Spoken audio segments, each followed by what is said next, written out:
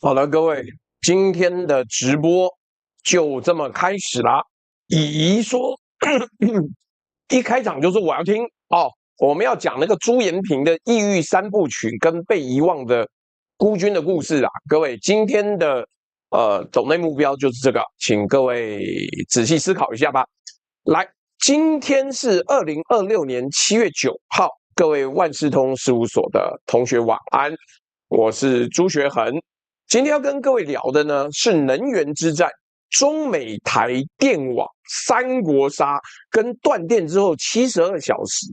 大概就我所知，除了娛樂媒體之外，從來沒有人仔細的幫你兵推過斷電之後的72小時，你會面臨什麼樣的狀況？你會面對什麼樣的情形？但我們會，所以我們就幫你好好的做一個分析，讓你了解狀況。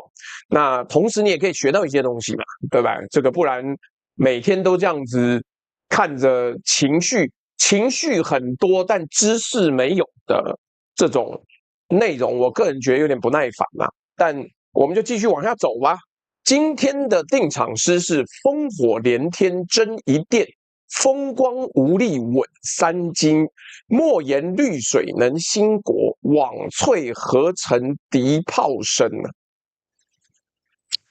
來，我們把美國、中國、台灣這三張桌子擺出來之前呢，先給各位看兩張照片。那這兩張照片呢，狀況不太一樣。你看我後面做這個圖呢，左手邊跟右手邊兩邊狀況不一樣，都是黑暗，但是兩種完全不一樣的黑暗。第一張呢是烏克蘭，2025年到26年這個冬天呢，俄羅斯做了一件系統性的工作，他不打前線的，他打你的變電站，打你的發電廠，打你的供暖系統，專門挑最冷的時候打。為什麼？因為他算得很清楚，只要把你的電網打垮，讓你的人民在零下10幾度沒有暖氣，你的社會自己會崩潰。這是一種黑暗，這是一種被外力打垮的黑暗。第二張呢是伊比利半島，2025年4月28日中午12點半左右啊，這個西班牙跟葡萄牙整個半島同時陷入黑暗。斷電斷了大概10個小時，是歐洲20年來最嚴重的一次。而這一次沒有人開炮哦，也沒有飛彈哦，沒有無人機，是這個電網自己垮掉了。這是另外一種黑暗，被自己的轉型絆倒的黑暗。所以我們今天要說，接下來全世界都會有缺電的問題，甚至會有長時間斷電的問題。你各位不要以為跟你沒有關係，都要做好準備。在聽直播的各位啊，你先記住這兩種黑暗的差別，因為等一下你會發現，這根本就是今天整集的預告片啊。我們先講烏克蘭這條線，因為它很好懂。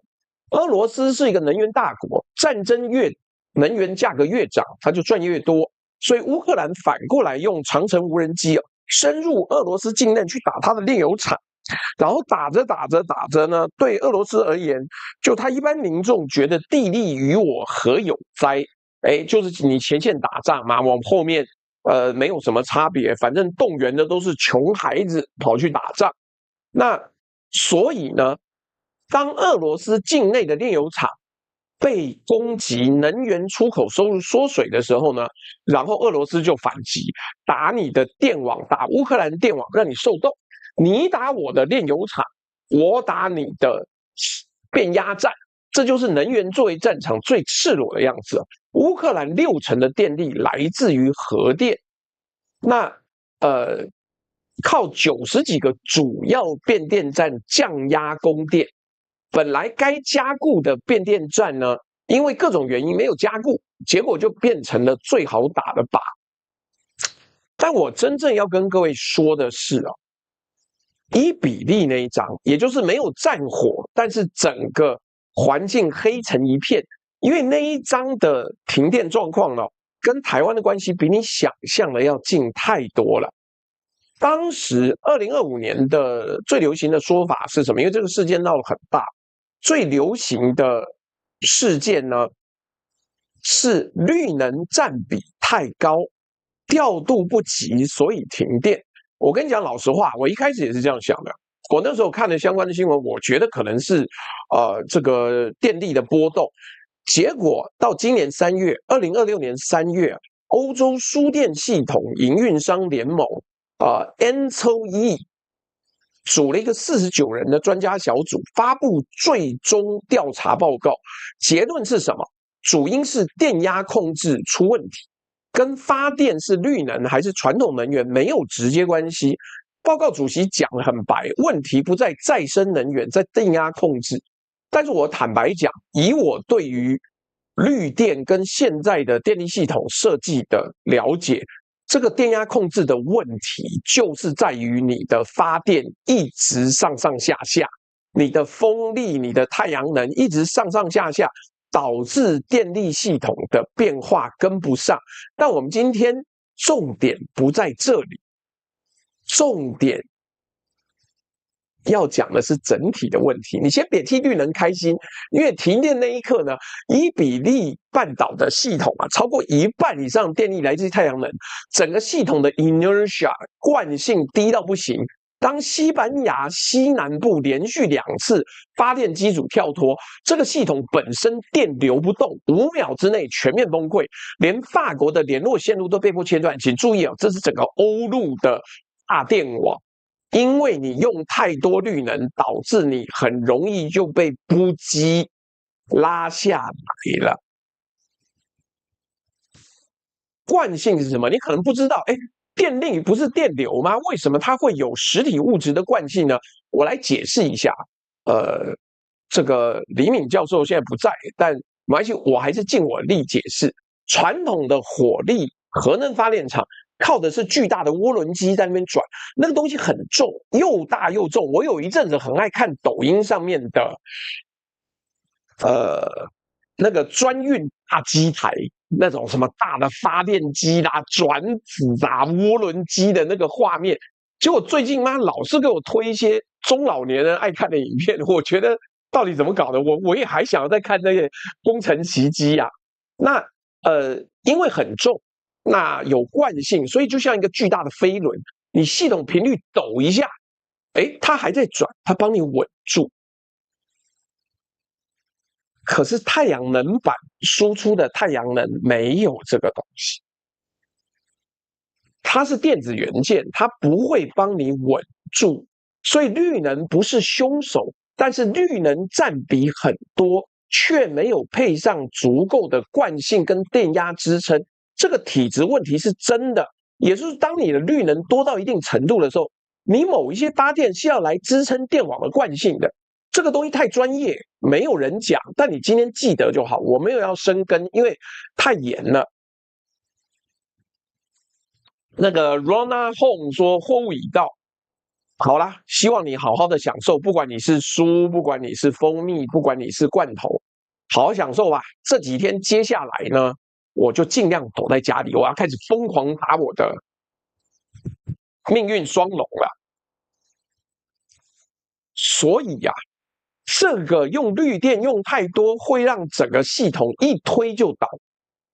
各位，這個問題在於烏克蘭那一條講的是集中式大電網有多脆弱，一顆飛彈就讓你一個省受凍。伊比利那條講的是分散式綠電有多難穩固，沒有配套，太陽一多5秒就崩潰。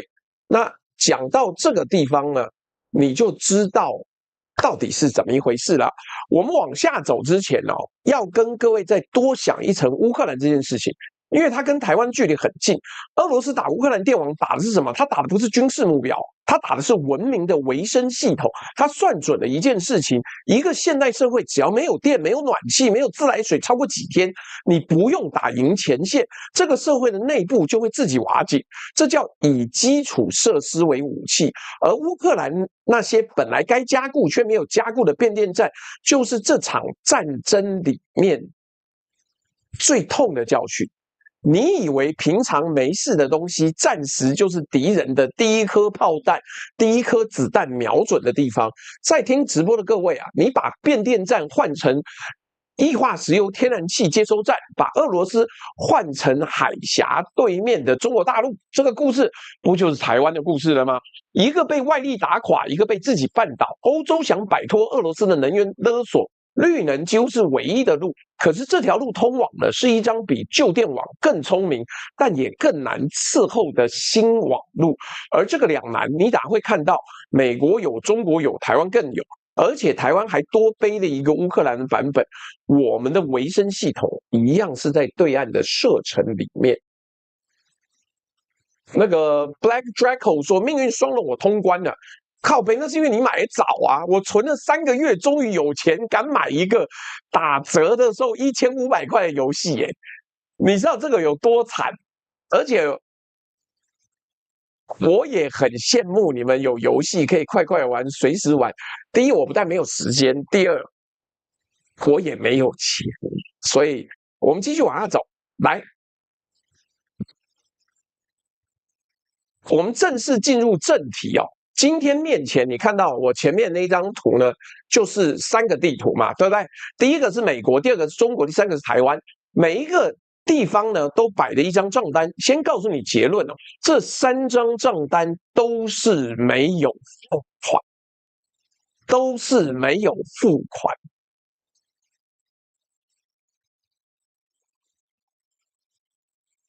你可能一聽想說，哎，你們心裡面 OS 是什麼？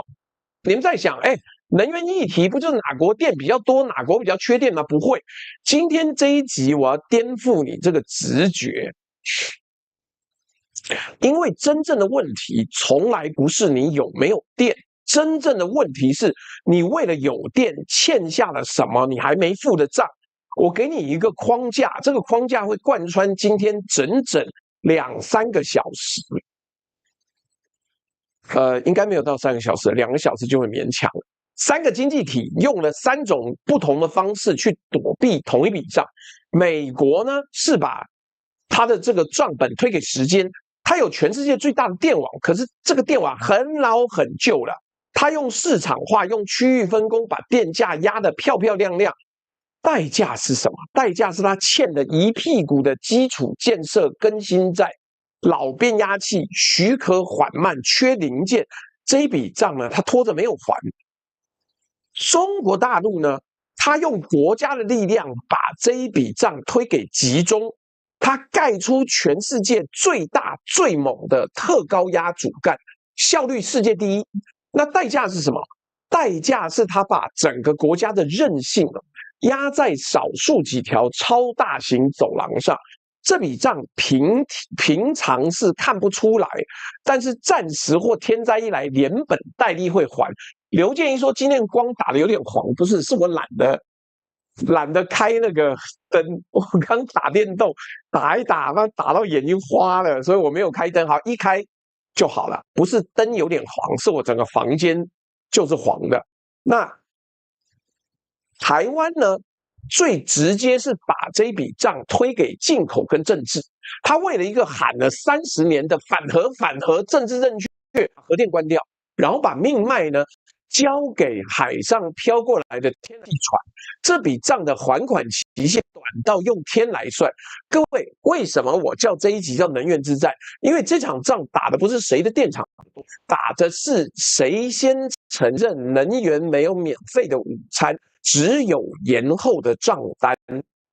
在聽直播的各位，下來2個半小時，我們就一張一張的分析，把這個3張賬單攤開來看，看看各自欠了多少，在什麼樣的狀況下會對他們最為不利。還有最重要的是，哪一張賬單會先付不出來？我們先從美國開始，來，先講美国。2026年7月4號是美國建國250周年。幾天前而已啦，普天同慶，所以我們今天就用最應景的方式來跟各位分析一下，到底是什麼狀況。來，先說結論，美國不是缺能源，美國有页岩氣，有核能，有全世界最深的資本市场，什麼都不缺。美國的問題只有一個字，叫做老。我給你幾個數字哦，美國的土木工程師協會 ASCE 每4年會幫美國的基礎建設打一次成績單。2026年這一版能源這一項拿了幾分？能源這一項拿了 D+， 上一版還是 C-， 這次直接掉下去變成 D+。D+ 是什麼概念？我幫你翻譯一下。全美超過70%的電力變壓器，變壓器有 transformer 譯齡超過25年，70%的輸電線也超過25年。這些東西的設計壽命差不多就是25到30年。換句話說，美國電網的骨架整批都在該換沒換的這個階段。更慘的是零件。你說老就換嗎？問題是換不到。你現在要訂一台大型變壓器，我跟你講 ，Elon Musk 抱怨過這件事情。你要訂一個大型的變壓器，交貨期有多長？你沒辦法想象啊，128周，2年半。你訂一個這麼基礎的老舊的爛東西，要2年半呢。在聽直播的各位，你想一下，你家的水管爆了，師傅跟你说啊，不好意思，零件要等2年半，這就是美國電網現在的處境。而且我要講一個更好笑的 ，D+ 已經被人家嫌說你這個分數打太高了。有一個叫做 Strong Towns 的組織直接開罵，說這整份成績單哦，根本是 industry propaganda。是土木工程師自己幫需要土木工程的基建打分數，裡面有利益衝突啊，所以你懂了嗎？連這個 D+ 都可能是灌過水的，真實狀況搞不好連 D 不到。美國已經變成一個什麼都有，但是骨質疏鬆、骨質老化的國家。好了，你會說，那老就老嗎？反正能動就好。問題是接下來有一頭怪獸來，它叫 AI 呀。有怪獸有沒有？在聊天室的各位一定會問 ，AI 不就是跑在電腦吃多少電？我跟你講，這個數字大到現在連專家都吵成一團。為什麼要吵？因為那個數字大到沒有辦法想象。什麼意思呢？我先給你看這幾個機構的預測。勞倫斯 Lawrence Berkeley 的實驗室說，到2028年，資料中心會吃掉全美6.7%到12%的電。電力研究院 EPRI 2024年說是4.6%到9%，結果2026年一改口，直接跳到9%到17%。你發現嗎？光是 AI 要吃多少電啊？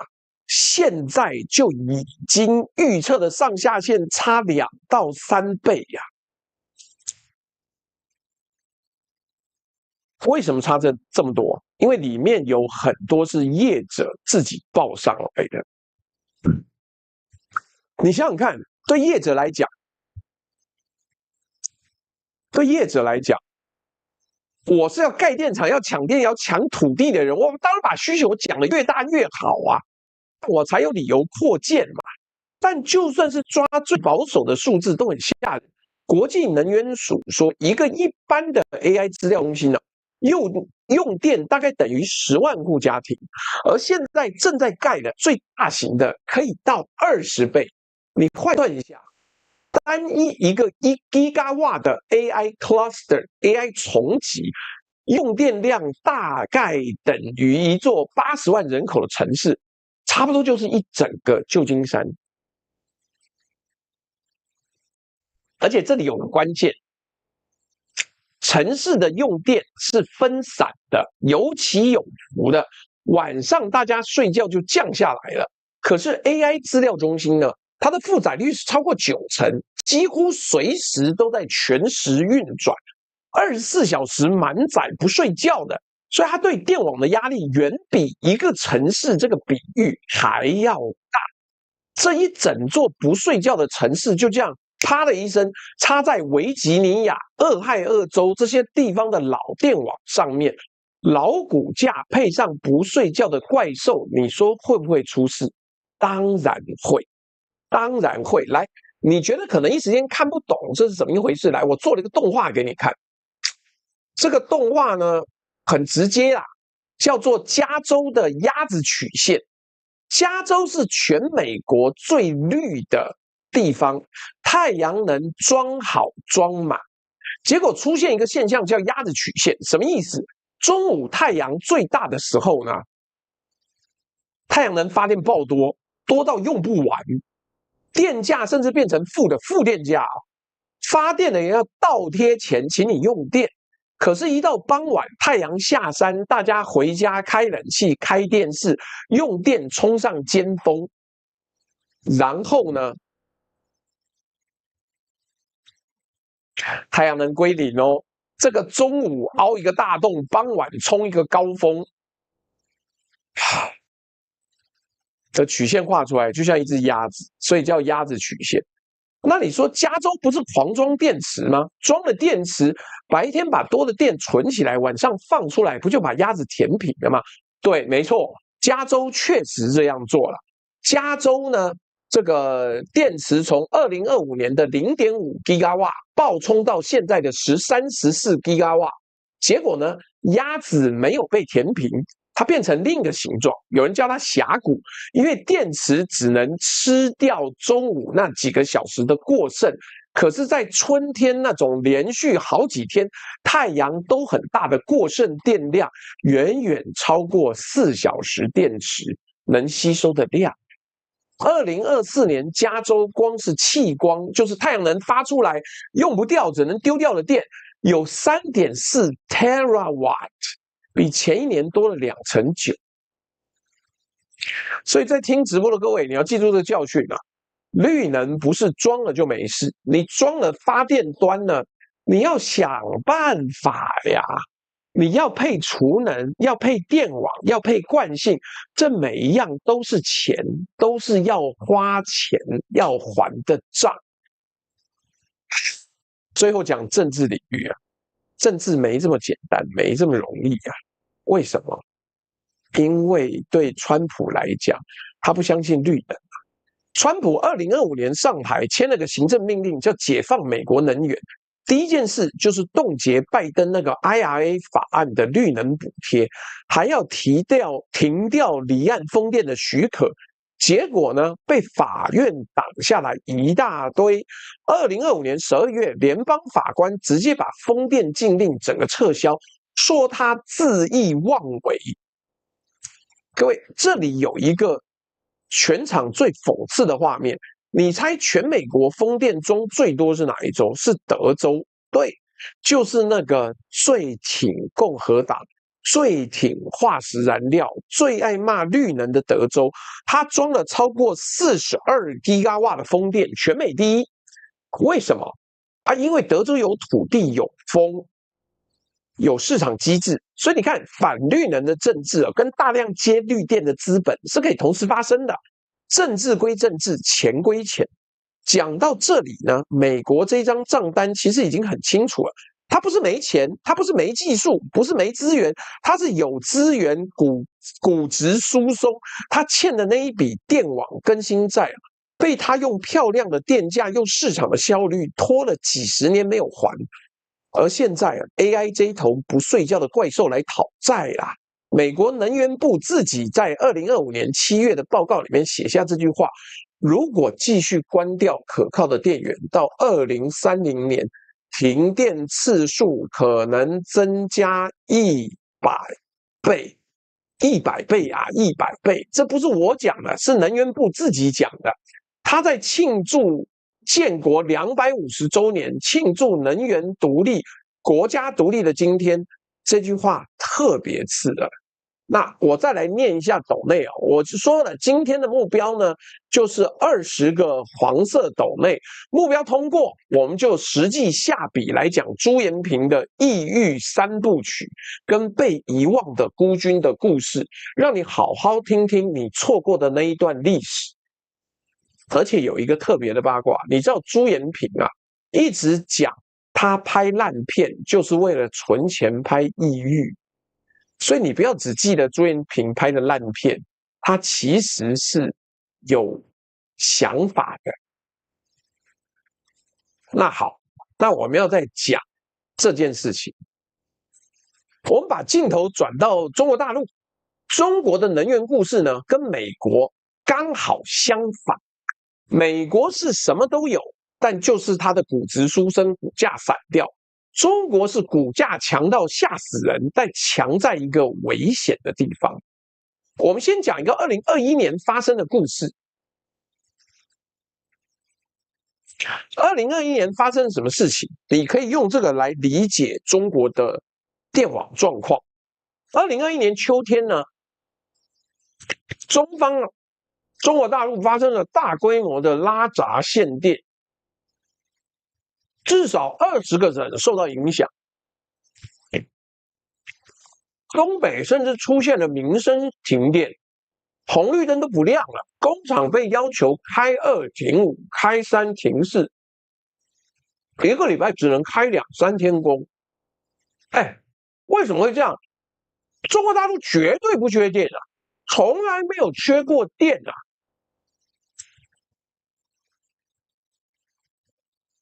那為什麼會這樣呢？網絡上有很多陰謀論啊，中國在下什麼大棋？我跟你講，沒那麼複雜，就是5件蠢事同時發生。第一個，煤價飆上天，秦皇島的煤價從560漲到1000多。第二個，中國的電價呢是政府管制的，不能漲，所以你發電廠的煤越貴，發越多電虧越多。3大發電集團那一季集體從賺錢被虧錢。第三，那個時候2021年的時候，剛好出口暴增，工廠訂單接到手軟，用電需求爆炸。第四，中央還有能耗雙控的減碳目標，就是你他媽發電超過碳排量了，我不准。第五，地方官為了達標，為了考績，一通亂砍，把工業用電先砍了再說。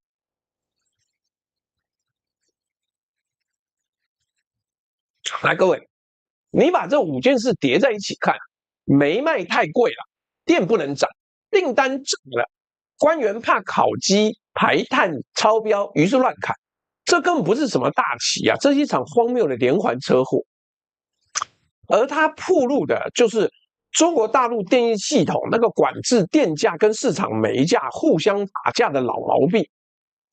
那好，接下來是一個工程奇蹟了，我以後有機會一定要做一集專門講這個。中國大陸怎麼解決電不夠，而且電都用在錯的地方呢？這個問題呢，是全世界最壯觀的工程，而且除它以外，沒人做到，叫做特高壓供電系統。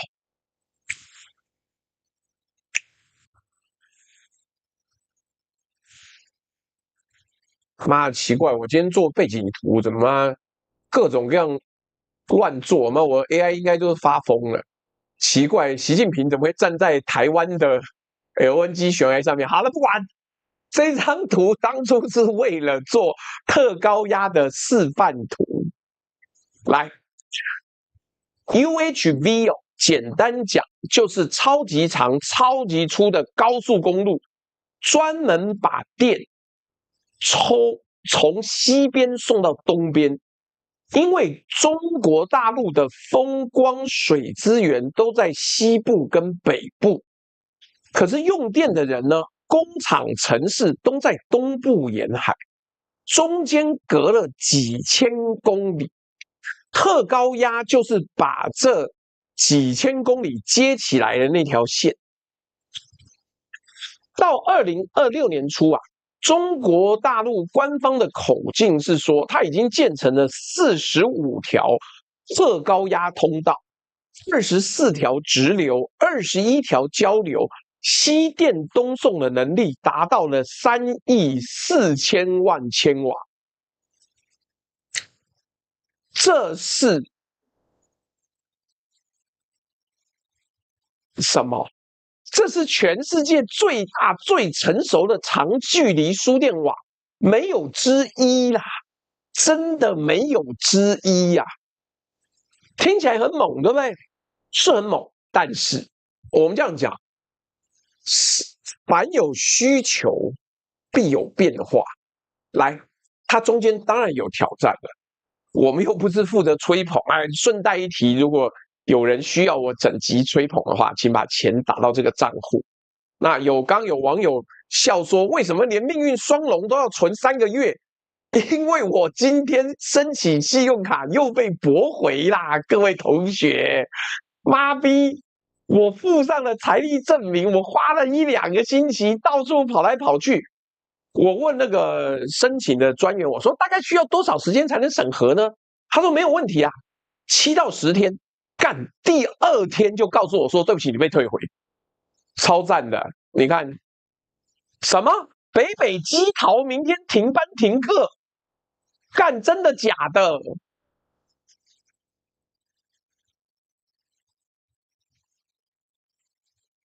不是，你看嘛，幹，為什麼我現在過得很可憐？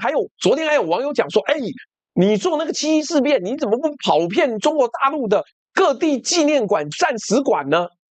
幹，我現在要坐高鐵到高雄去，我都不一定有錢呢，我沒有信用卡，各位長官，1張都沒有，而且申請不了啊，對方就直接退啊，幹，有夠雞巴！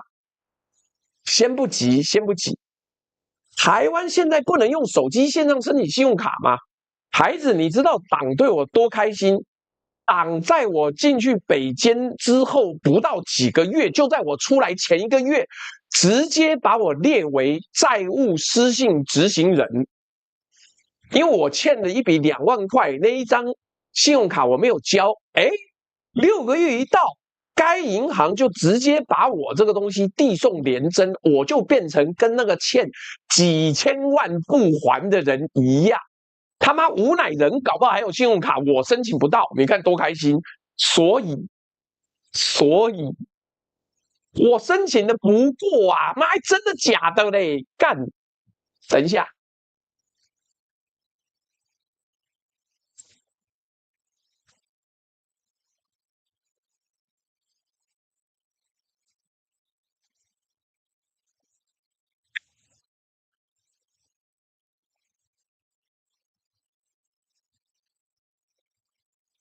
你自己看，1天就超高效率的回应。不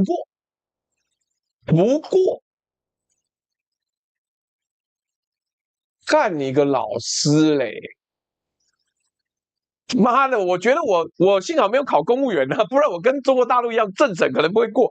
誰他媽1天？而且我是提出財力證明嘞，就我證明我有錢消費，有錢繳信用卡。媽幹！過不了，我1張信用卡，我額度都沒有要求很高。我問他最好辦的是哪一張，最低額度是哪一張？不過2天不到就直接說因為綜合考量，看你們鬼嘞！好，綠幕全擋了，是不是？幹，好，我念給各位聽啊。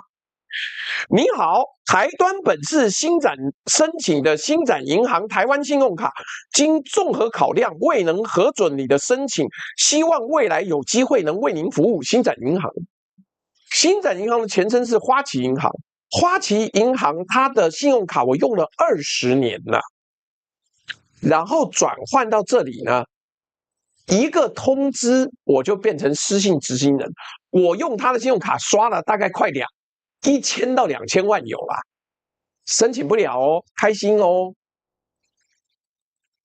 什麼高清明說信用卡被停6年之後才可以辦，那個高松問說借記卡呢？我只剩下那個 debit card， 就是現買現扣錢的那一個，如果沒有那一張，我連 Uber 都不能叫。你看多開心吧？不是新展很難過，他媽他直接2天就退我我跟這一家銀行跟他的前身合作多久，結果沒有，你都不用講，媽的幹！叮叮叮說，我比朱大還沒有錢，我都能過，幹失信執行人洗牌要5年哦，所以各位。不要再抱怨什麼我怎麼不到處走，或者我怎麼不怎麼。告訴你，我現在他媽跟販毒的毒販一樣，我只能用現金，還有一張 debit card， 就是簽賬卡現場扣錢的那一個，2萬塊都不給我。我本來想說能不能有一個2萬塊，沒有。看，奶公都有信用卡了，我沒有。媽，奶公欠人家10幾億耶。你看慘不慘？所以你說為什麼命運雙龍我要存3個月？因為它平常 Steam 售價要1900，好不容易我等到暑假打折變1500我才敢買。因為信用卡沒有信用卡，那個是用簽帳卡，直接當天就刷。David Jackson 說被注記就是這樣，但也有一個好處，你絕對不會接到信貸電話。靠北。申訴處理的沒有啦，你覺得我申訴金管會跟聯徵聽到是我的名字，他媽會跟我通融嗎？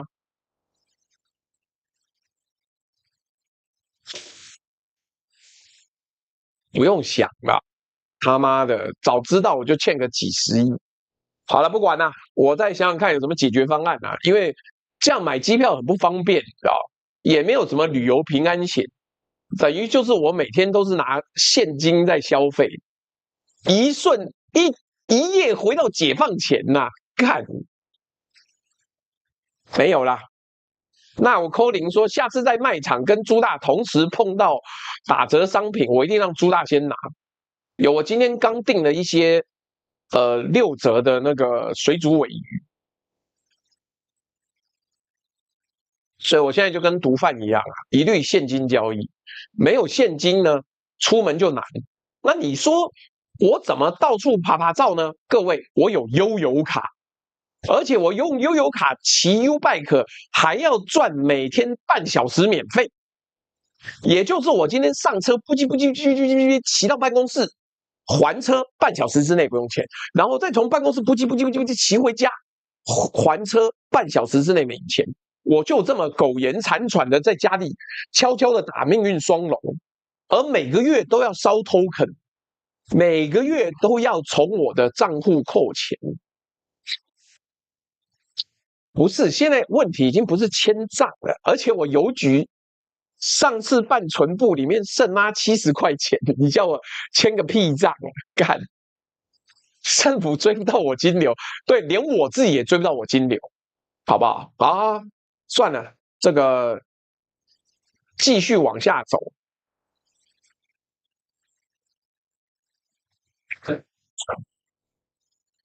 那個 David Jackson 說改用手機門號的小額支付買一些東西。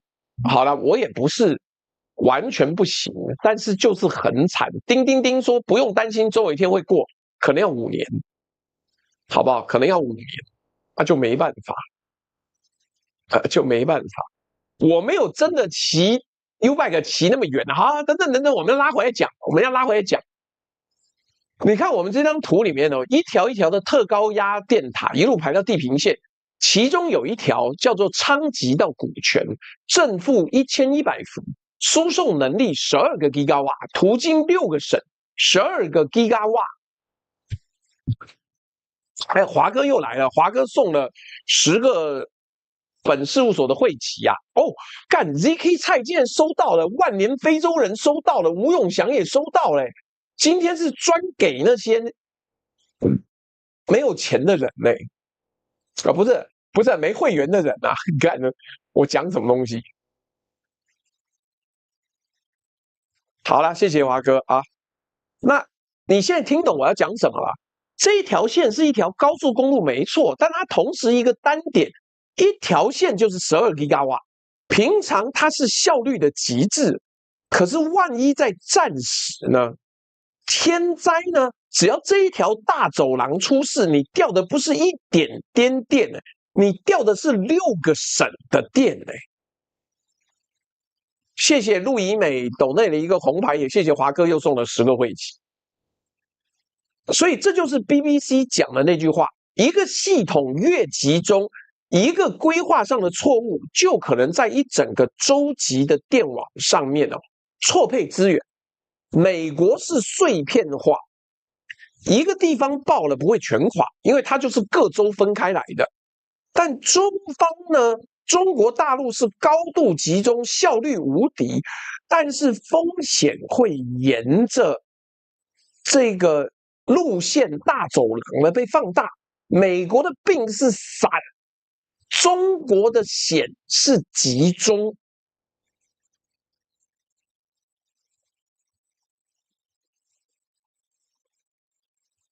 看我的 AI 又發瘋了，他沒有做這個動畫，就叫我這時候播動畫。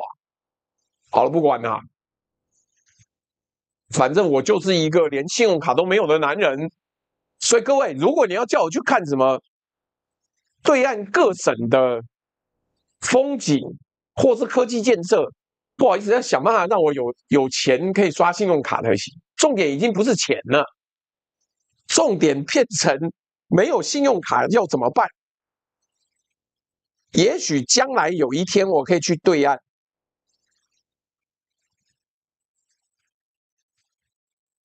辦一張信用卡，搞不好我未來的人生只能靠对岸的信用卡了，慘吧？看北北基桃停班停課，那我明天中午還有一個約要怎麼辦？5星級飯店可不可以去吃飯嘛？我期待人家請我，幹我期待很久了嘞。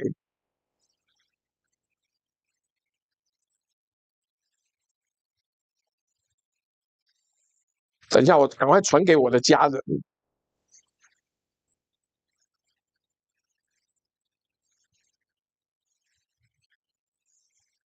新北還沒有宣布嗎？富士山下邱小姐說：“你找個人買單就行，那不然那個嘛要睡在我背包裡，是不是？”然後我每次說：“哎，我這邊餐廳吃完飯了。”然後叫他把手從背包裡拿出來，麻煩幫我刷卡。飯店不放，我打算讓人家請我客，幹我明天游泳也要去，媽賺這一餐很重要啊！好，沒問題，沒問題，我就照去，吃人家一口，還人一斗。一冒一說，我飯店做很長一段時間沒放過台風假。我跟你講，幹明天沒事，我就做2場直播，一場來談台風啊，幹！誰他媽去錢櫃裡面唱 K 啊？沒有錢唱個屁 K 啦！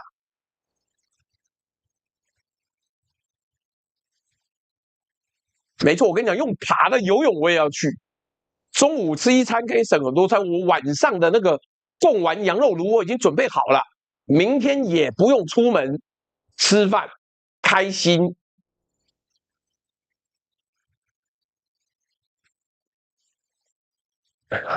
好，等一下我們要拉回來講。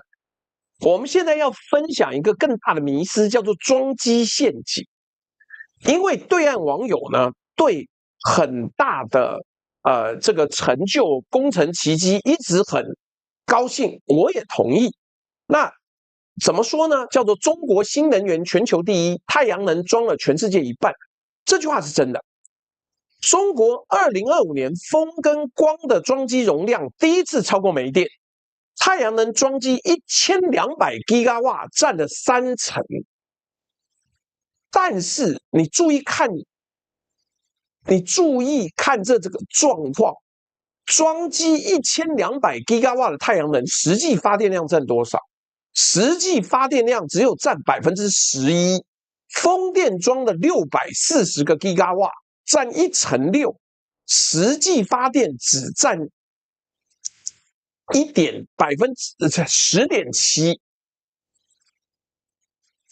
為什麼差這麼多？因為裝機容量跟實際發電是兩回事。太陽能一天只有白天能發電，晚上是0，陰天打折，它的容量因子很低。煤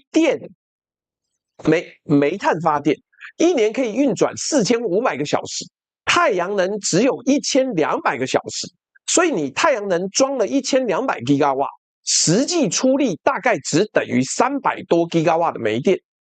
在聽直播的各位啊，你要好好的思考是裝機數字騙得了外行人，騙不了看電表的人。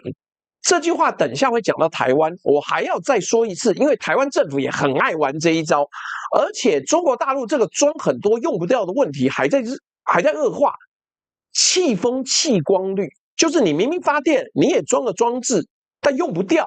2024年呢，只有3%、4%，到2026年第一季已經升到8%、9%。西藏更誇張，氣光率從5%飆到34%啊！裝越多丟越多，所以我個人認為，中方要找出來一個想辦法消耗這些能源的方式。譬如說，它這樣子就真的是那個濾氫啊，就是拿來電解水，然後分出氧氣跟氢氣。可是好像還沒有做，但是不管。這個有一個最麻煩的地方，也是中方面對的挑戰，叫做東數西算。這個政策很聰明哦，他說 AI 要吃電，對不对？那我不要讓資料中心在東部亂漲，去搶東部本來就很緊的電，我要把算力搬到西部，搬到風光資源多、電便宜、土地大的地方，設8大樞紐節點，再用國家的網絡把資料接回東部。這個在制度設計上面確實比美國那種資料中心在哪裡搶到電，那就往哪邊漲，整齊多了。你記不記得之前貴州有很長一段時間是全世界少數比特幣的大量生產國？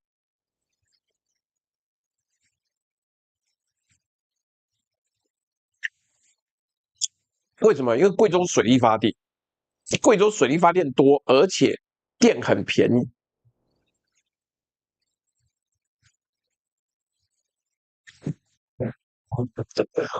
我跟你講，為什麼我們這邊要討論這個？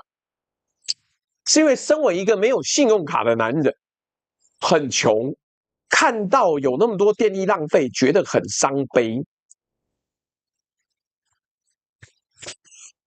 我總覺得有那麼多電不用，太可惜了。那好，可是這個戰術、這個策略有反面。路透社在2026年報道，中國希望到2030年呢，讓 AI 資料中心的用電有80%來自於再生能源。華哥說：“朱大能不能講教父3部曲？”喲，不，華哥你已經抖了那麼多了，那你就當做定做題目，我直接寫下來，好收。但是華哥可不可以寫信給我，描述一下你教父3部曲想要哪些內容？我們來配合着你講。而且我不能用那個音樂哦，噔噔噔噔噔，哎，看怎麼聽起來像是倒垃圾？可以啊，可以啊。而且我覺得在這個新的世代講教父3部曲，要強調的反而是道義有道。可以啊，華哥你就再找個辦法傳你的詳細描述，我們定做要跟客戶細節討論的，所以沒有問題。教父3部曲，我來看看怎麼做。好了，這個2023年呢，這個數字是多少？11%，而且資料中心的負債太剛性了，綠電的波動性太大，地方電網跟營運商都擔心哦，直接供綠電會壓縮他們既有的收益，所以東數西算在設計圖上面比美國整齊，但真正的難點是，不是機房蓋不蓋得起來？而是算力流、電力流、收益分配。好，華哥說我自由發揮，是不是？好，沒問題。哎，但我還是要講啊，華哥在我們這邊抖了嘛2、3萬啊，所以他下定我們就可以直接收。但你其他人如果想要聽什麼題目的話，就$200啊，不二價，不用凹啦。我們明天就是另外一位網友那個定制的直播，那講的是遊戲界的滄桑史。好，這個講到這邊，我把中國大陸的電力賬單也算清楚了。它不是沒韌性，它是有調度、缺分散。它用國家的力量做出了最宏偉、最大的電力系統，換來了全世界最強的集中調度能力。代價是他把太多的雞蛋放在少數幾個超大型的籃子裡面。平常這是奇蹟啊，出事這是災難。但災難有沒有發生不知道，但目前就是有挑戰。296個讚是不是？各位趕快多按一下讚啊！目前線上670人，而且你明天不用上班上課啦，北北基桃的人們還不趕快來按讚！教父電影值得100刷，我只記得一個棒球棒。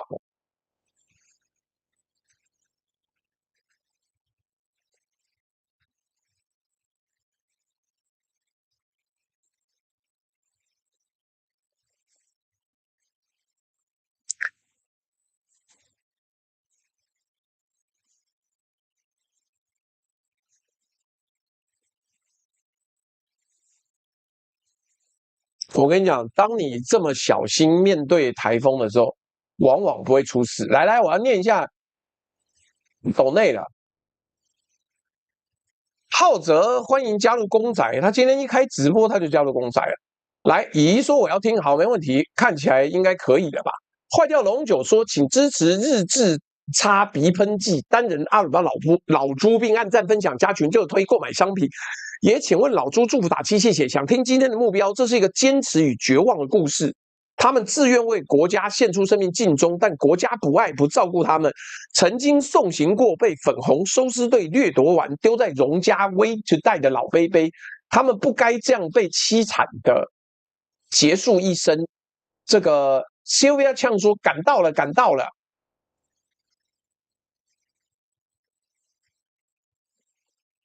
好，但是我的系統又超載了。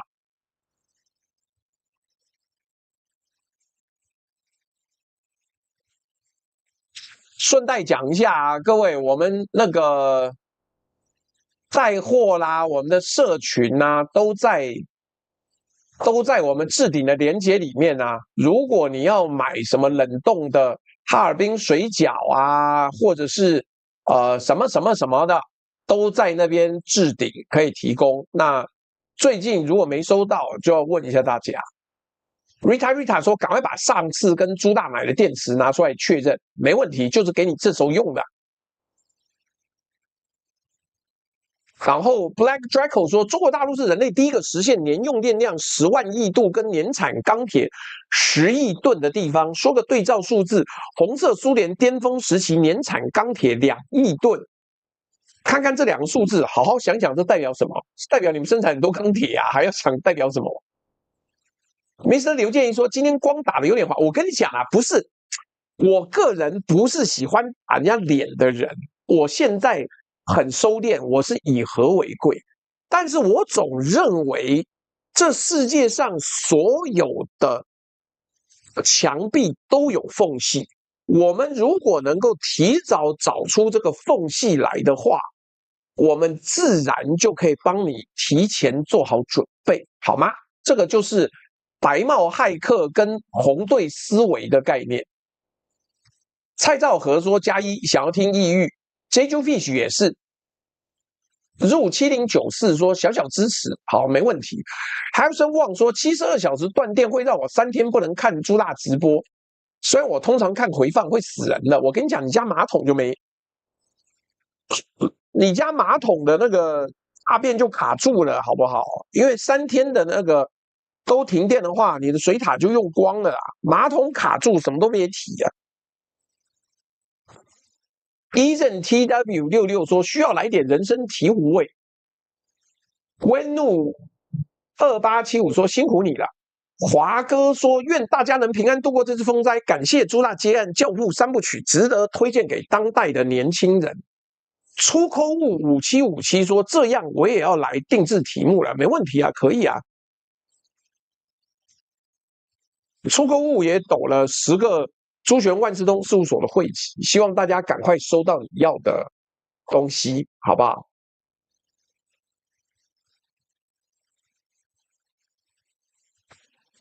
來，我們把美國、把這個中國大陸都看完了，看看台灣吧。台灣的悲哀呢，很明顯的。我們現在把鏡頭拉回到自己家，台灣這一張桌子最小，它的賬單呢，還款期限最短、最要命。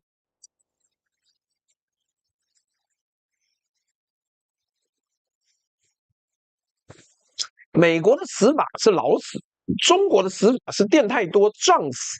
台灣呢？台灣比你想象慘很多啊！台灣的死法是餓死，不是店不夠，是燃料進不來。還有郭果果又跑來，年輕人是我。郭果果最近在參加那個嘉義食品展，參加得很開心。我先把口徑講清楚啊，免得等下有人抬槓。我們先照官方數據，根據經濟部能源署的官方統計，2024年台灣的發電結構是這樣子的：燃氣42.4%，燃煤39.2%，再生能源11.7%，核能4.2%，這是發電量占比一整年平均下來的。但注意啊，這個是平均的。到了尖峰時刻，太陽能歸零，所以需要燃氣頂上去的時候，燃气的即時占比可以衝破1半。所以你有的時候會聽到天然氣就是燃氣超過50%，有時候聽到4%2，不是有人騙你，是即時尖峰跟全年平均兩個口徑不一樣。所以燃煤39.2%，再生能源11.7%，核能4.2%。是發電量的一整年占比。好了，希望郭果果生意興隆啊！我最近還在想，因為自從我沒有助理之後，沒有人可以去接待來賓，所以郭果果的時間怎麼喬也喬不出來。我們再看看，我已經在想辦法，我們在想辦法。好了，不管怎麼樣，從哪個口徑來看，結論都一樣。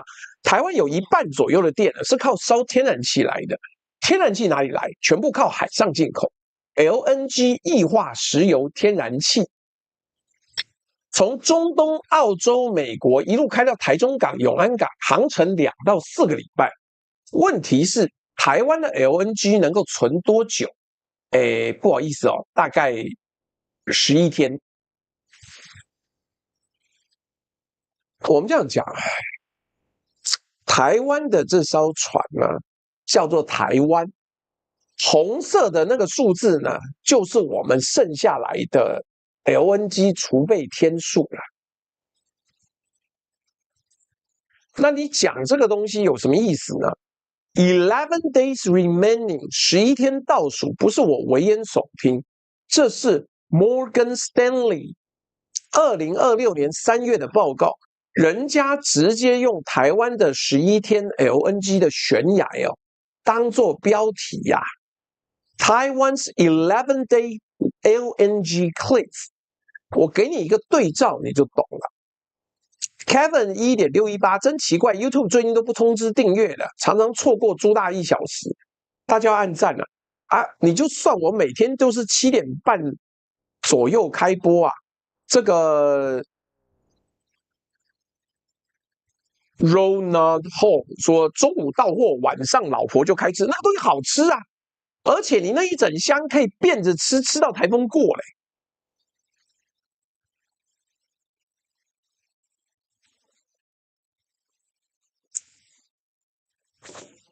來，我給你一個對照表，你就懂了。日本的 LNG 儲備啊，大概21天；韓國52天，台灣只有11天。在聽直播的各位啊，你們家冰箱的存糧可能都不只撐11天。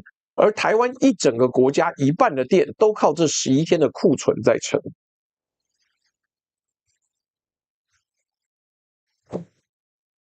只要 LNG 船11天到不了台灣，台灣的天然氣電廠就要停爐。什麼情況會讓船到不了？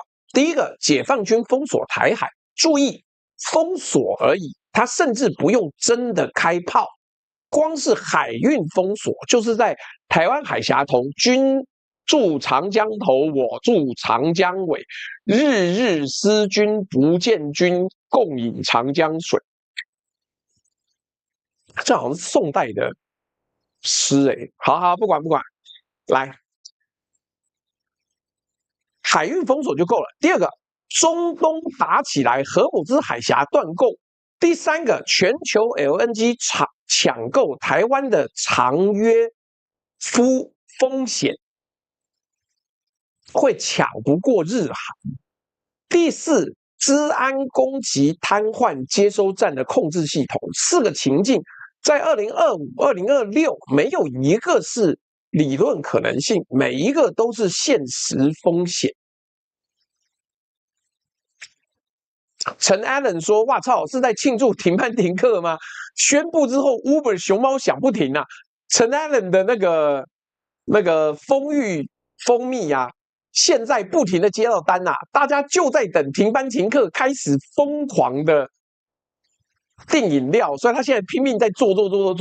但我目前為止還沒有要修改禮拜天下午網劇的時間，所以請各位呢到我們底下置頂的地方呢，可以點開8月有桃園的網劇，7月這個時候呢有這個內湖的網劇，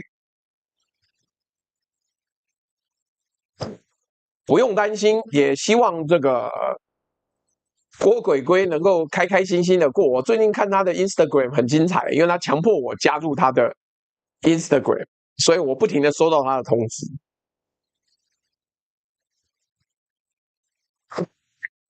沒有，你搞錯了。Fenlier 說停班停課 ，Uber 也沒有吧？不對，明天才停班停課啊！現在 Uber Eats 還可以叫不停，你可以叫10杯囤在家裡，好不好？然後我已經都存好了，我家有 bagel， 有肉醬，有麵筋，有菜心，有鮪魚，有可以自己煮的生菜，然後還有羊肉爐，還有麻辣燙，還有牛肉幹等等，我沒有幹那個全套組，可惡！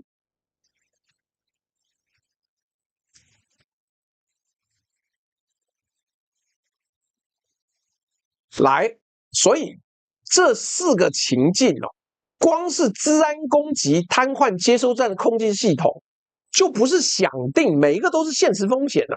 好了，有人會說啊，朱大你別嚇人，台電不是說我們電很夠嗎？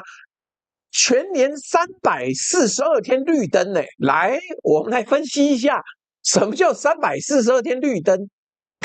講這個東西，不看不得了，一看嚇死人吶！來，342天綠燈，讓我仔細講清楚。各位知道什麼？你不擔心台風天斷電嗎？我不擔心啊。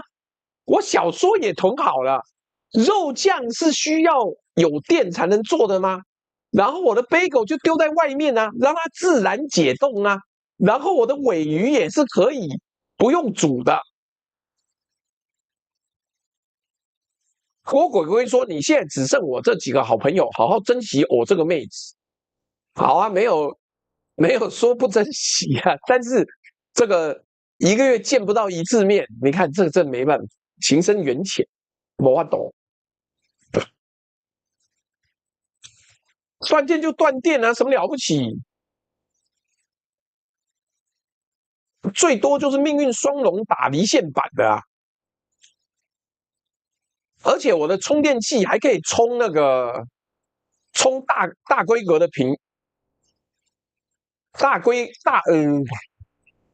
大電量的電競筆電。現在囤太慢的，我今天早上就買了3大包的蘇打餅乾。我明天光是吃 cream cheese 配蘇打餅乾可以吃1天。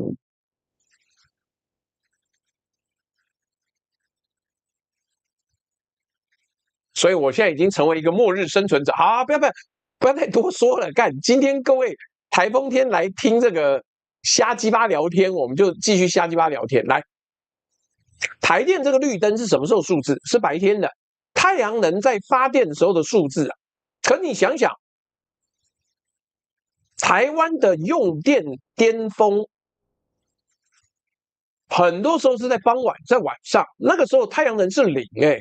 2025年這個夏天實際發生了什麼事情？7月4號夜間尖峰備轉容量剩4.7%。9月11號夜間一度只剩3%，而且我可以告訴你，我在北間曾經遇過大跳電，沒有電風扇，不，電風扇也都停了，連電梯都不能動，半夜，但是外面有沒有新聞？當然沒有新聞，怎麼可以讓人家知道台北監獄跳電？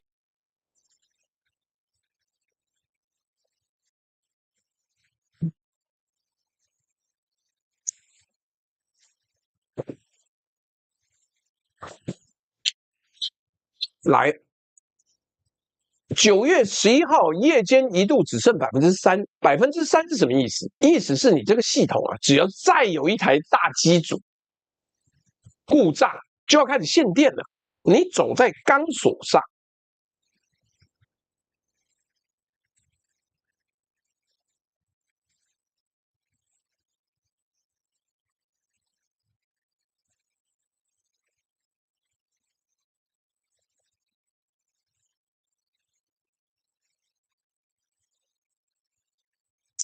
你走在钢索上只有3%呢。那台電為什麼還敢說342天綠燈？因為它公布的是白天最樂觀那個時候的備轉率，到了晚上太陽能歸零，系統最緊繃的時候，它不亮燈，它不公布夜間燈號。在聽直播的各位，這裡要用一下我的老公式，只要當局告訴你供電無虞，請勿擔心的時候，你就一定要開始擔心，因為一個真的供電無虞的系統哦，不需要靠只公布白天數字來維持它的綠燈啊。前立委張啟凱講得很傳神，這叫數字化妝術。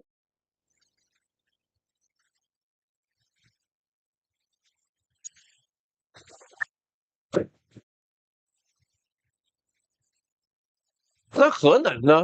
賴校長不是說要重啟核電了嗎？各位，重啟核電歸重啟，說歸說，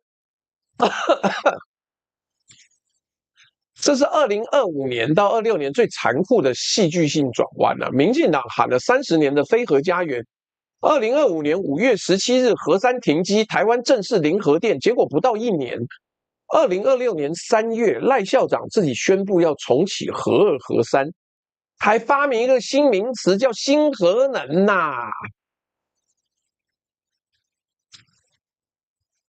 我跟你講，這個新核能主要是一個修辭包裝啊，用來掩護政策大轉彎這個事實。因為所謂的新核能講的不外乎是在研究階段的核融合商轉遙遙無期，或者是小型模組化核電廠 SMR。但問題在哪？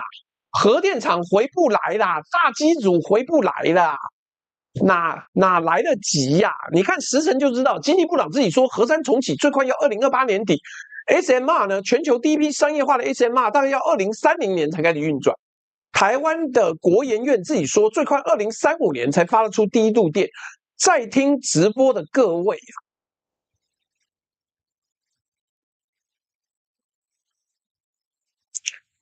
在聽直播的各位，你把這個時間軸擺出來看。核三最快2028年底 ，SMR 最快2035。台灣現在缺電，這個11天懸崖，夜間備轉剩3%，是現在的問題呀。2028、2035年的解放救得了2026的火嗎？救不了。所以這個新核能講難聽一點，不是給2026能源危機的答案，是給2040年張選舉支票啊！他媽的，那個多久以後啊？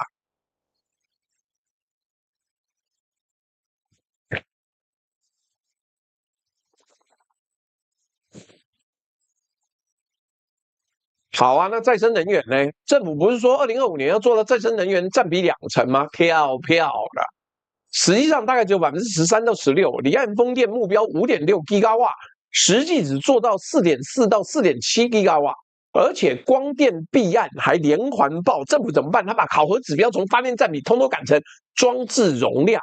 你看，又是那招，我裝了有沒有發電，能不能成功發電不重要啊。裝機數字是騙外行人的。最後，我們把台灣賬單上面最刺眼的2個數字放在一起給你看。台積電護國神山，2024年一家公司吃掉全台灣大概9%的發電量。同一年，台灣的核能發電占比剩多少？4.2%。在聽直播的各位，你聽懂這個對比有多荒謬了嗎？台灣用全世界最先進的晶片，全球90%的晶片都在這裡，生產着人類最先進的科技產品。可是撐着這一切的能源命脈，是一個只夠撐11天，夜間倍轉剩3%，還親手把核電關掉的政治系統啊！台灣是一個有全世界最頂尖的產業，卻一點餘裕都沒有的國家，用最頂的晶片，靠巷口超商等級的能源庫存在供，這就是2026年的能源現實。來，我們前面講到這裡了，接下來要告訴各位真正的兵推啦。我們講的是電網會不會垮？這一章呢，我要講一件更切身的事情。如果它真的垮了，就是我們今天宣布明天放台風假，結果明天一早起來發現電通通沒有了，會怎麼樣？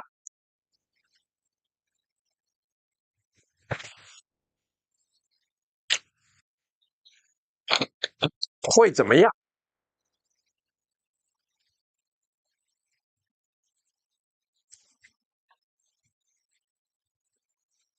來，我在北京看了一本書，我今天把這本書特別引用出來，是一個德國作家叫 Mark Ellsberg 寫的大斷電，原名叫做 Blackout。這本書是寫在2012年哦，14年前，他設定了一個場景，駭客同時癱瘓了全歐洲的電網。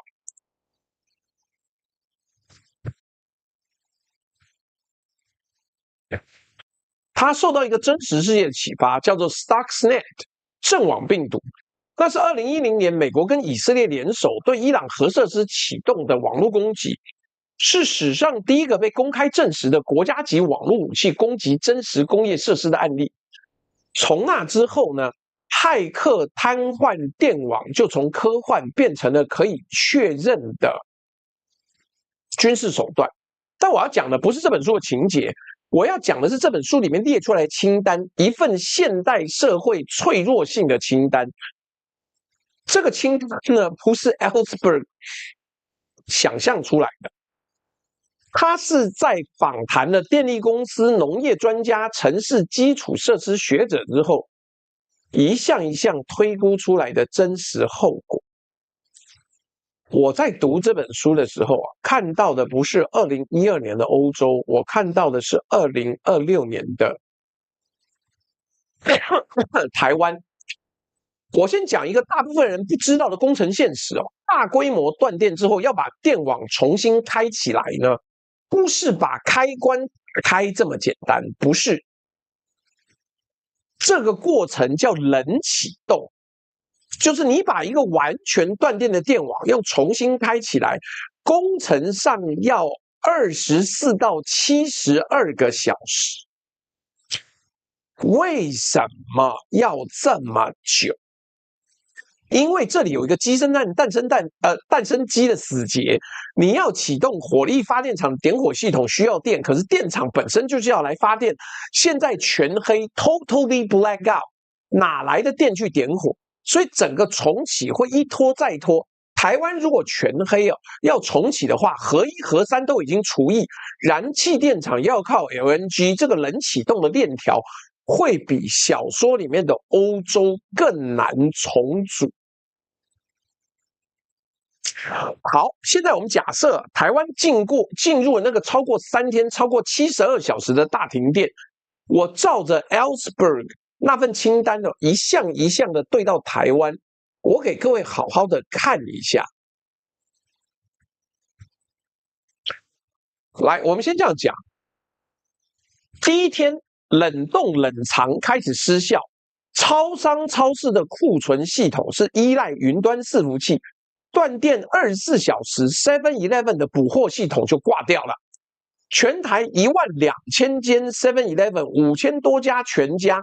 3000間萊爾富跟 OK 補貨系統同時停擺，72小時之內貨架就空了。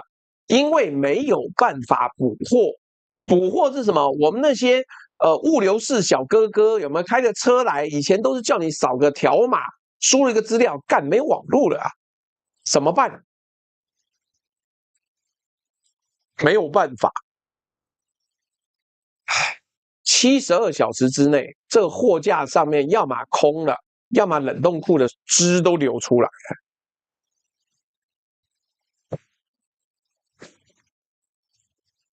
手機呢？你覺得，那個什麼零日攻擊不是講說嗎？幹大停電的時候還有直播主在直播嗎？你錯了，不好意思，手機台灣3大電信業者的基地台呢 ，UPS 不斷電系統設計稱4到8個小時，柴油發電機打開備用24到48小時，超過3天，絕大部分的基地台都失靈了。你的手機會慢慢變成一塊只能看時間的磚頭。那你搞不好可以到那個橫山指揮所附近看那個電源跟無線基地台有沒有做好。然後是農業啊，我跟你講，這個一級嘴炮技術室現在可能又在打炮，所以你不要管他。林嘉欣好像今天晚上又在喝酒了，他覺得可以放台風假，瘋狂喝酒。來，農業其實會受到非常大的影響。高松說做個20度電的 UPS 沒多少錢，台灣現在不準啊。我們要我跟你講，我看到大江有好幾個那個電池，還有太陽能板那種充電站，我超想買，但是不能進口，抱歉。菜農不用搶收啊，他還有2天的時間呢。你以為菜農搶收就是放假他就要收嗎？沒風沒雨他搶個屁啦！來，乳牛首當其衝，因為台灣跟歐洲的酪農場全面依賴電力，自動化擠奶機冷藏槽只要斷電5天 ，Ellsberg 書裡面寫那件事情就發生，乳牛因為沒有被擠奶會脹奶發炎，然後活活痛死。這件事情荒謬到我第一次讀的時候還愣了一下。想說這種細節他也查到，幹真的嗎？我以為農業最不需要電呢，可是它是真的。雞舍呢，空調跟自動飼料系統斷電3天就垮，這些雞不是熱死就是凍死。我知道這些聽起來很遙遠，但是問題是不會因為它遙遠就不是真的啊。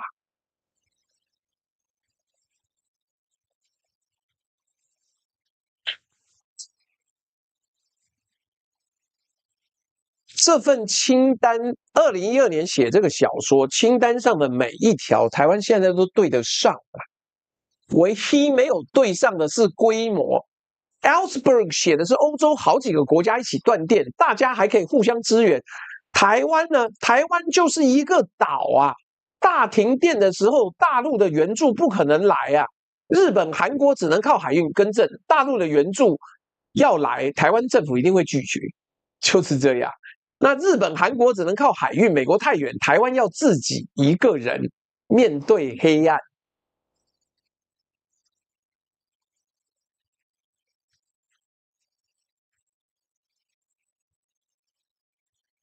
那台灣準備好了嗎？我給你看一個數字哦，看完你就知道為什麼我們要囤罐頭、囤電池。但是你今天可以下單訂我的罐頭，我大概剩6組，可是台風前不可能出貨，去你媽！我明天就算去運貨也沒有郵局收，好不好？蜂蜜你也可以下訂，但是也沒有辦法出貨，就這樣子。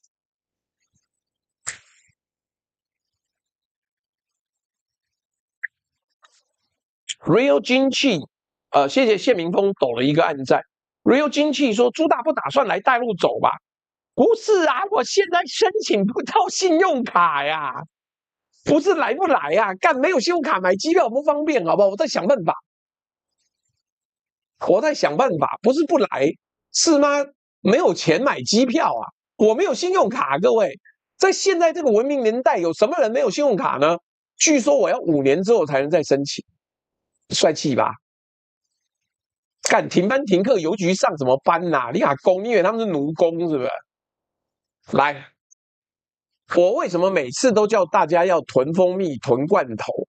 因為囤那個行動電源充電寶，因為支付寶、微信可以買，但是問題是，我現在還沒用過那套系統。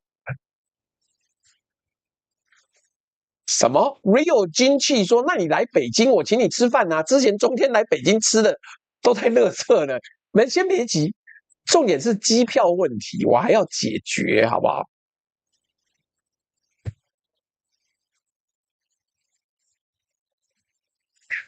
來，根據國家災害防救科技中心的普查，台灣有家庭防災包的家戶呢，不到30%。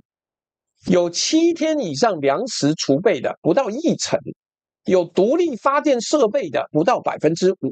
你對照一下日本，日本經歷過311之後14年，個人防災準備變成國家戰略的一部分。日本有防災包的家戶70%，有糧食儲備的50%。台灣呢？台灣我們有過921大地震，但我們沒有長期斷電的全國經驗。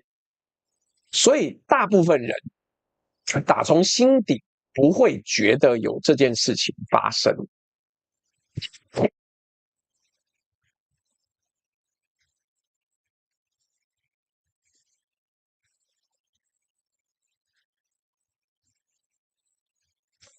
不是我現在還沒到，媽沒機票啊！看，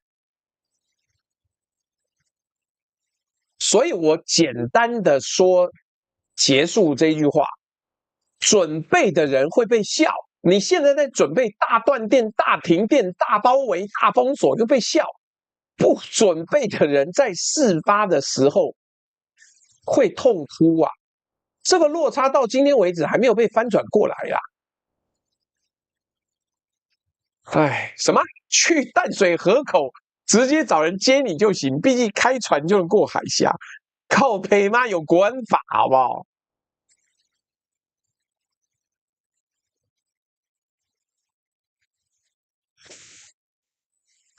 好，來，最後我們要做結論了啦。我們把中美台3個地方都分清楚了。為什麼？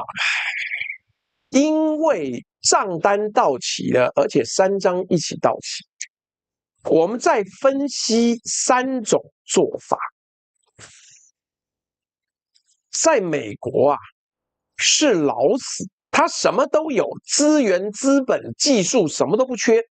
他的問題是全身的器官在慢慢的衰竭，電網老到建築評分叫 D+， 變壓器要2年半才換得到。他不會被單一事件一槍打死，他是修也修不動，換也換不了，被自己的老一點一點拖垮。而 AI 這頭不睡覺的怪獸正在加速這個過程。中國呢，是活生生被過度的電力生產撞死。他太會蓋了，他蓋出全世界最大的集中式電網，可是集中的另外一面就是單點脆弱。一條特高壓12 GW， 一條線掛了6個省一起黑。而且他裝機裝到虛胖，他如果不趕快解決過度棄電的問題啊，會有很大的資源都浪費掉。他的太陽能裝了全球一半，發電只佔1%，裝越多丟越多，它的效率是和平時期的奇蹟，它的脆弱是暫時的災難。這個 Ruitiu 說朱大叔收到了，謝謝。請問鴨腳木蜂蜜可以加優格嗎？鴨腳木蜂蜜的吃法加優格是要後倒進去，或者是你挖一團鴨腳木放在碗裡面，然後倒優格去把它攪開來，所以可以，只是那種苦味不是每個人都覺得可以拿來加優格，你試試看，你可能要找比較甜的優格。衣帽一說，不知道還有多少人記得1999年被龍旗電塔支配的恐懼？有，那個時候我在當兵，停電了呢，跟我一點關係都沒有，就不要開電腦就好。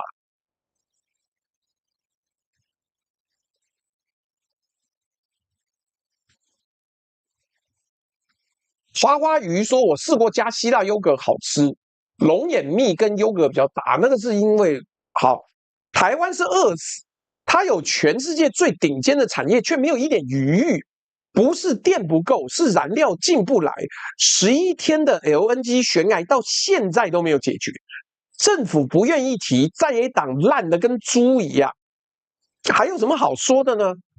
然後。”夜間備準容量剩3%，然後親手把核電關掉。他用最頂尖的晶片，靠只夠撐11天的能源庫存，在做任何一個地緣政治跟天災的衝擊，他都很難用晚2年再說撐過去。在聽直播的各位啊，你有沒有發現這3個電力叫做患寡，不患寡而患不均？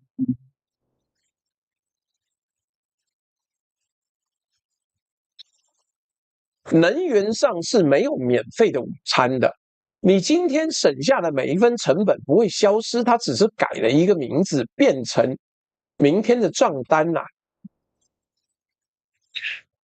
美國省下什麼？電網更新的預算，它賠回去的是 D+ 的破網，一個電壓器要等2年半，還有能源部自己警告的，2030年的停電次數哦，會增加100倍。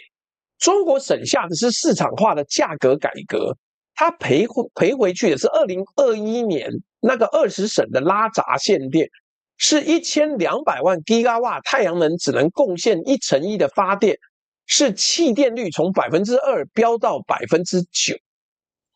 謝謝兔兔的抖內。台灣省下是核能。為了一個叫做非核家園的政治正確，他賠回去的是一半電力依賴進口天然氣，11天的懸崖是夜間備轉容量剩3%，是用全世界最先進的晶片，靠巷口超商等級的能源庫存在撐吶。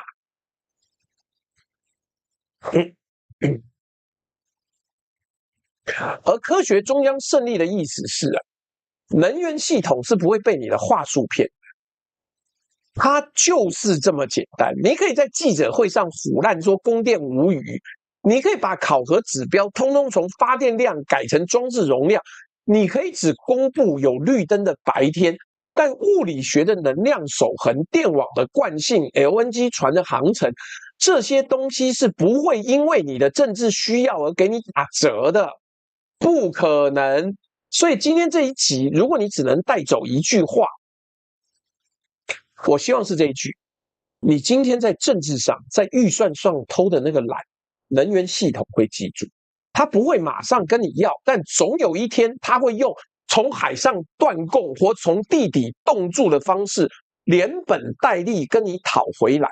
美國的賬會在下一個大寒流或下一波 AI 負載潮到期。中國的賬會在下一場旱災、下一場洪水或下一場戰略誤判到期。台灣的賬呢，只要再有11天的地緣政治衝突，我們就完蛋了。所以，請各位仔細思考一件事情：沒有完美的能源系統，只有充足有餘裕的設計。沒有人會保佑台灣吶。台灣出的這些問題是我們自己要解決的，不能看天，不能看運氣，看的是我們願不願意誠實的把這一切當做一回事。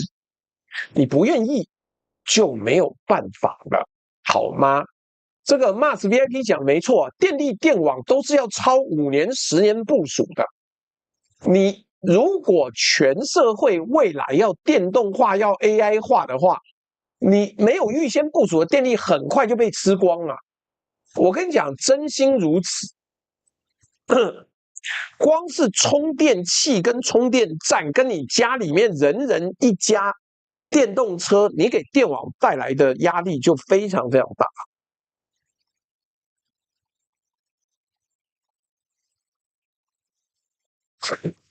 所以各位，本台今天用比较輕鬆、比較短的方式分析電力危機哦。那我們也把這個要飯的狗皮膏藥貼出來啦，有綠界，然後有那個我一不小心忘了叫什麼，有綠界，有支付寶，有微信。那希望各位多多輸出。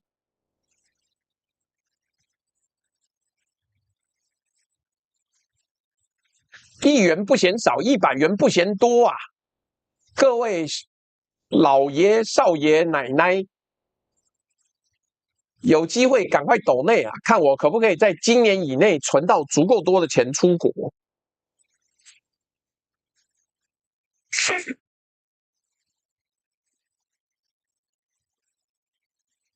哦，華東電網建設有環網的，可以了解一下。好啊。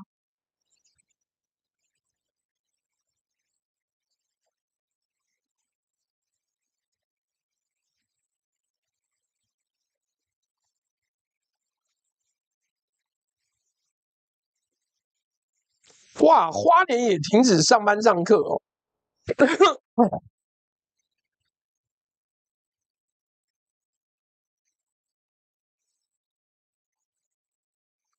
哇，盧秀燕又被罵了哦，各位，台風假的邏輯就是一律放，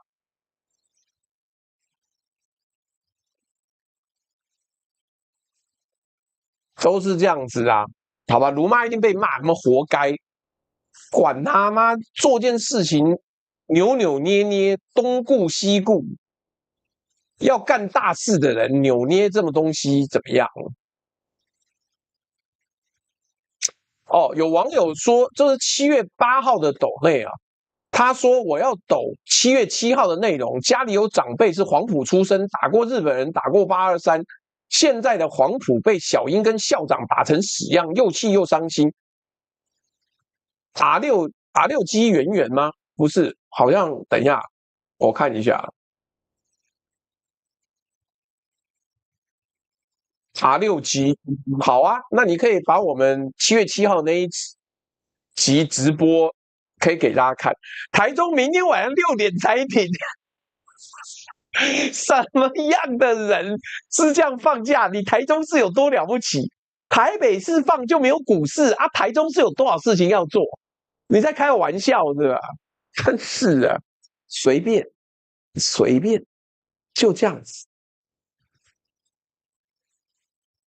推勸說，請大家踴躍報名星期天的網劇見面會，直接跟朱大面交蜂蜜。OWTS 說抖個150元出國基金，好啊，今天的那個目標已經達成了啊，因為大家踴躍的抖內，我們應該會講抑鬱了。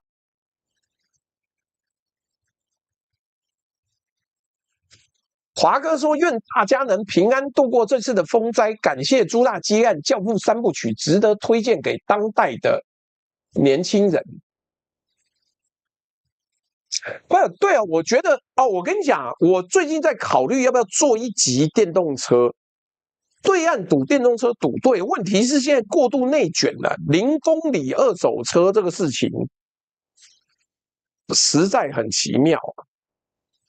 我跟你講，明天一定無風無雨。我明天中午的約，我打算照去，然後還預定到明晚6點。你說，你以他這樣的表現，我跟你講，我如果28年要選總統，我他媽今天12點我就開始放台風假，怎麼樣？告我啊！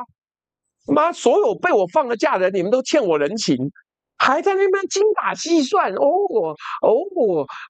明天不放假那我們等明天禮拜5晚上6點才開始放，幹你我都下班了，那放個屁呀！而且你那個時候放假，萬一那時候風雨才開始，那我塞在路上怎麼辦？所以各位，台風假呢，我認為是政治假期，放了台風假沒風雨又怎麼樣？叫做預防性放假。預防性放假，你預防是為了有可能，而不是為了怎麼樣嘛。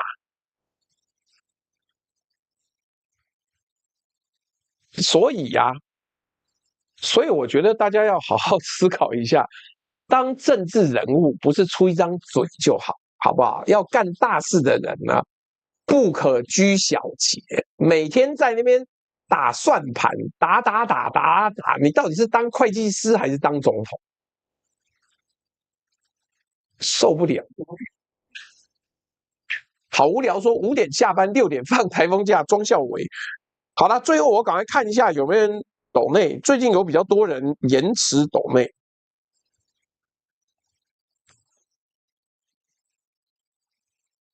對呀、那個白小諾說朱大要在大陸用微信、支付寶，最好先到廈門或福州辦個銀行卡，這些平台都要實名認證，有大陸銀行卡方便些。我知道啊，幹！網友說你不是中華人民共和國的身份證，不能在對岸辦信用卡。拿公啊，幹我真的變孤軍了哎、欸，我真的變兩岸的銀行孤兒，到哪裡都辦不了信用卡。什麼東？謝謝你的抖內。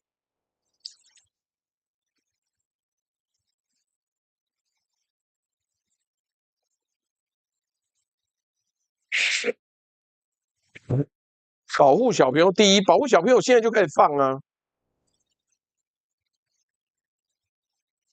什麼序？謝謝你的抖內。什麼談？哦，這真的是有一些新同學，以前都沒見過的。於什麼一？這也是新同學。好，我昨天已經念到了。布利奎，廈門銀行我記得有台胞專用的卡哦，可是那有信用卡啊。McKinsey 說有現金就好啦，問題是你現金也不夠，因為我又不是賣毒品的，我又不是詐騙集團，幹我什麼鳥都沒有哎、靠北。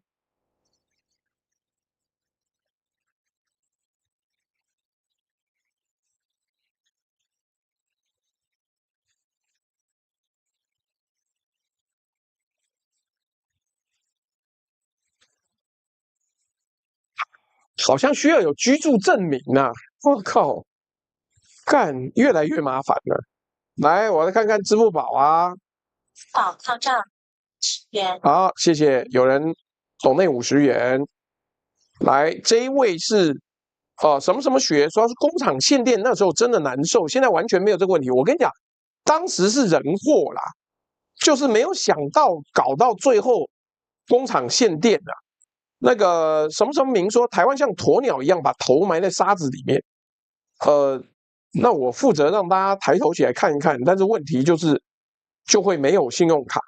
什麼什麼風，謝謝你的支付寶抖內8.88塊。這個什麼什麼勇，謝謝你的抖內。短期理用好像是不行，對不对？好，那但是我就可能要做個5-6年沒有信用卡的男人了，還是我在日本或者是美國辦一張信用卡。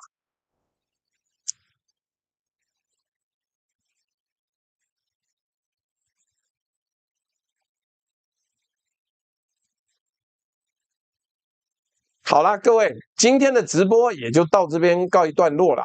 那所以這個填劉冠超地址幹好了。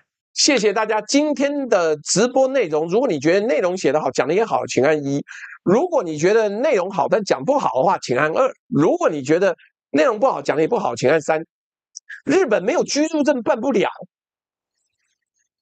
看是全世界都不願意給我信用卡嗎？是不是這麼嚴格？沒有手機號，大陸 App 都沒得玩，比銀行卡還要命。哦，日本有財力證明也辦不了，幹了不然怎麼辦？我辦菲律賓卡嗎？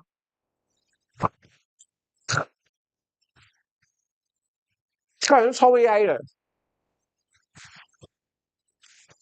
我至今不能解決沒有信用卡的問題。什麼啦？罵這邊，比如說朱大刷我的卡，靠腰嘞。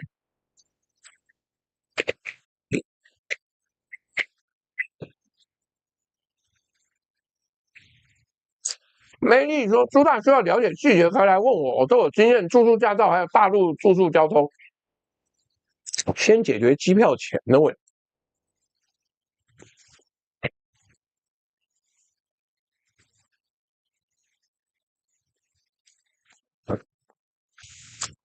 香港，難道我能夠在香港辦一張信用卡嗎？太難了吧！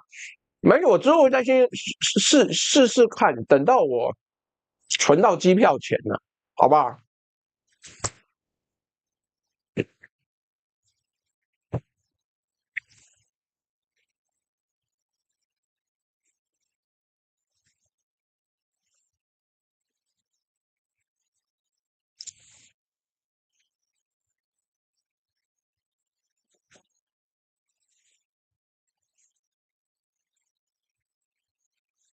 哦，Martin Good 說申請公拍，辦香港卡，順便開港股戶頭，幹你當我是多有錢吶、啊？曹真說，朱大最近台灣的致癌油增加到2600噸，全台流通不止哦，去便利商店都吃得到哦。你吃那個什麼乞丐時光，你都吃得到。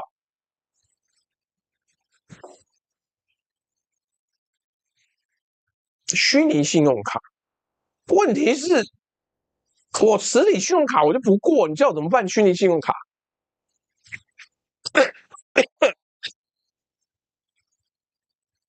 好了，今天大家趕快去睡覺，趕快去熬夜，趕快去唱歌，明天趕快約吃飯，明天趕快去逛 shopping mall， 各種各樣的開心，好不好？那我明天呢，還是照樣做直播。禮拜六呢，反正我都沒事幹，我整天因為目前台灣搞了一個我覺得是瞎雞巴弄的東西，什麼台風天不准 Uber Eats 出來接單，所以你開再多錢 ，Uber Eats 再想要賺錢也接不到。